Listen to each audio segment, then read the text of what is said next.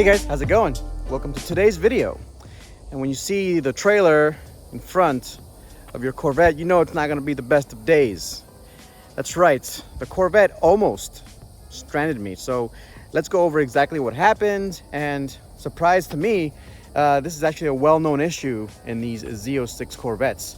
So let's share what that is. I'll tell you guys how to fix it, how to mitigate it, and all that good stuff. You're also going to watch me probably struggle to get the thing in the trailer. So as we can see, I got my X5 with the trailer ready to go. So what exactly happened? Well, let me show you guys. To show you, I'm going to go in the Corvette, and it was such a lovely day. It was quite a nice day. Now it's covered in ants and bugs. It's unfortunate.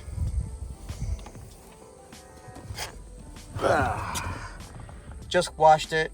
So this is the brake pedal, that's the accelerator pedal, and this here is the clutch pedal. Yeah, it just stays down. Look at that. You touch it and it goes right down. That's not great. Look at that. Let me open the hood.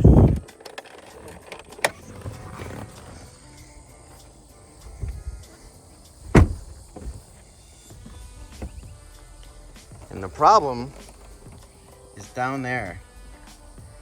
It is the clutch slave cylinder.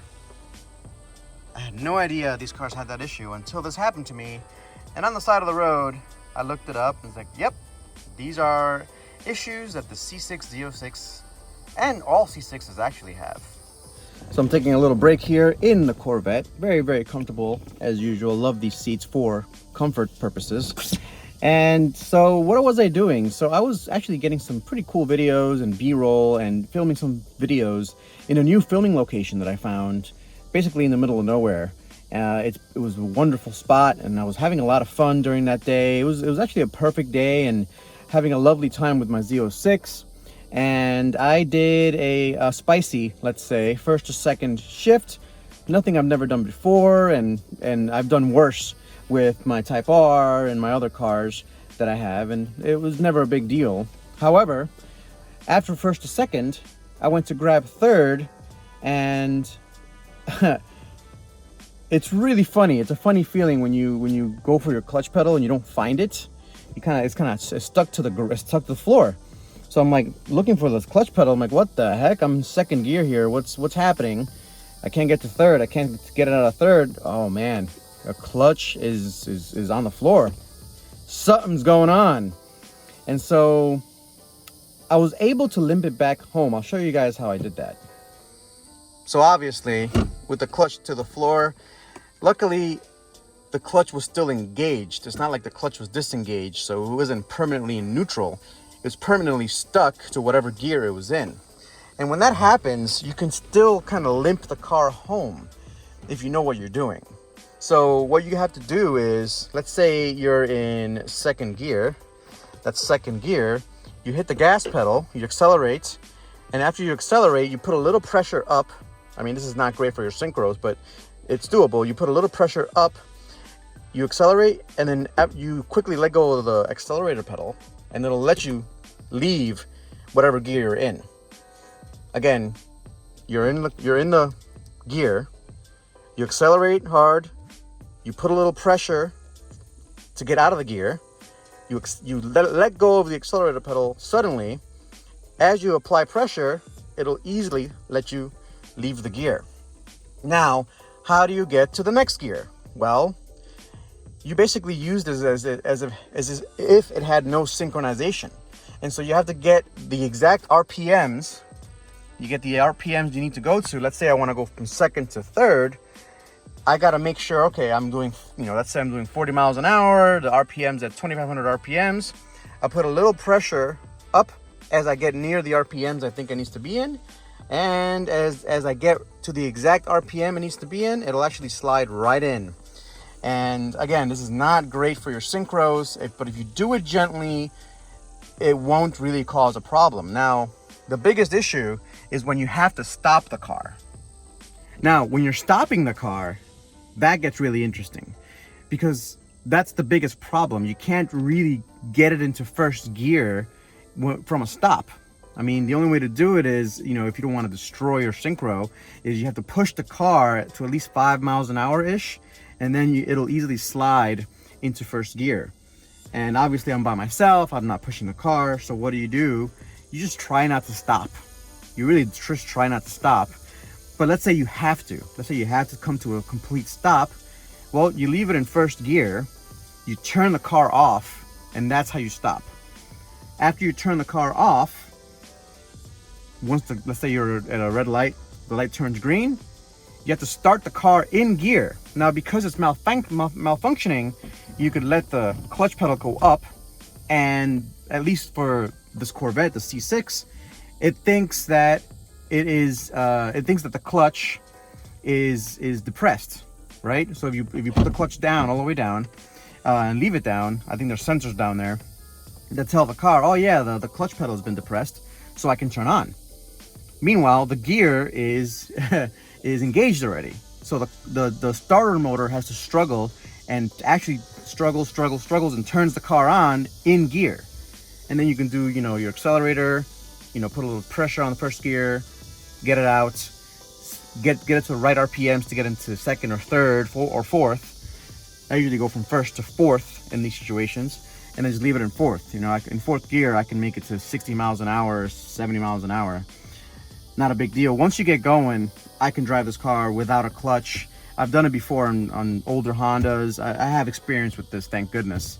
And so I was about 25 minutes away from home, and I was able to limp it home on the back roads, all the way actually until I got home.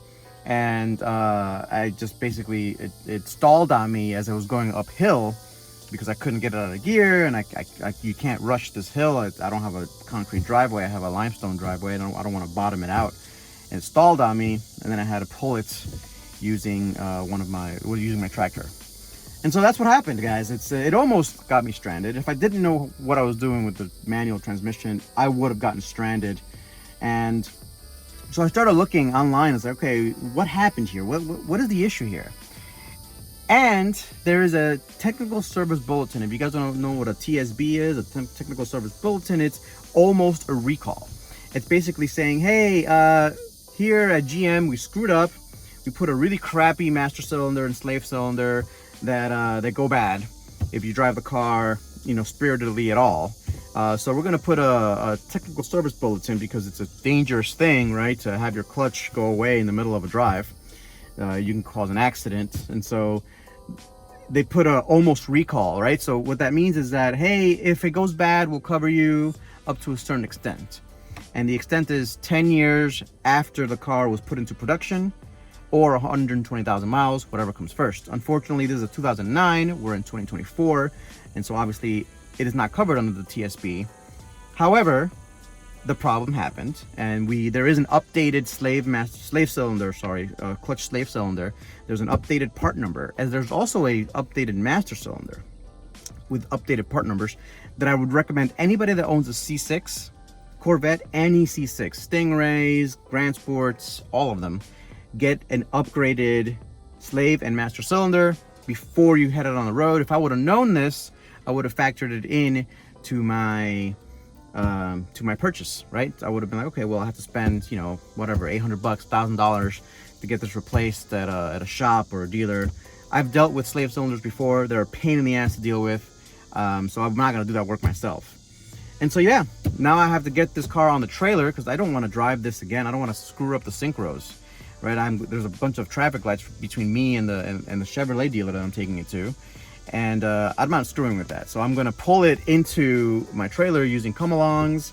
Another thing I didn't know is that this thing has no tow hooks at all.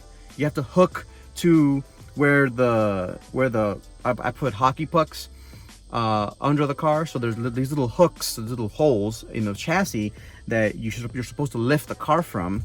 Well, I have to put a hook in there and then pull the car from there. Or you could use the front subframe as well. You have to be a little bit more careful with that, but you can do it. So I actually put a come-along, a thing that you can pull the car with manually on one of those, and I'm gonna have to pull the car manually in this very humid, hot Florida weather. yeah, guys, it's gonna be some fun. So I hope this video helps some of you guys out.